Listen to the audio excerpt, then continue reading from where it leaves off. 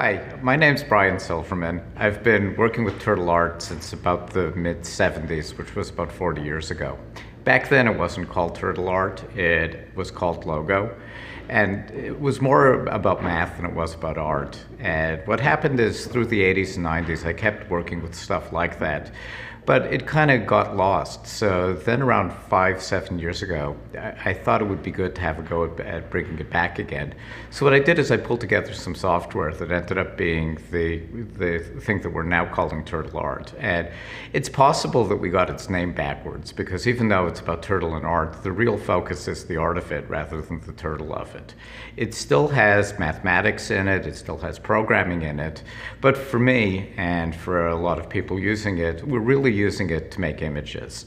We are using programming and doing things like loops and variables and naming procedures and things like that, and those are really programming concepts.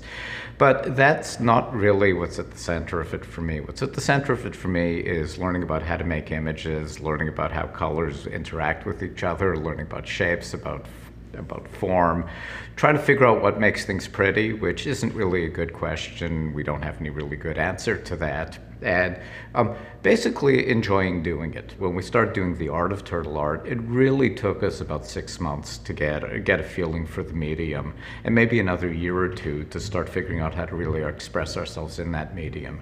So in addition to whatever else it takes persistence and motivation. How I got into it is when I was young, I was very lucky. I ended up connecting with a mentor, somebody named Seymour Papert, and he was very good at a lot of things. He was mostly very good at figuring out how people learn, and he ended up providing like a set of things for me to do where I was able to learn a lot and enjoy what I was learning. What surprised me when I got into the art is that I could actually make things that I enjoyed looking at after I made them, because I had the self-image of really not being very artistic. And Artemis, who you will hear from soon, is trying to convince me that it's possible for me to do things that are artistic. And I think it's been really surprising is that I would end up focusing on something visual rather than something mathematical.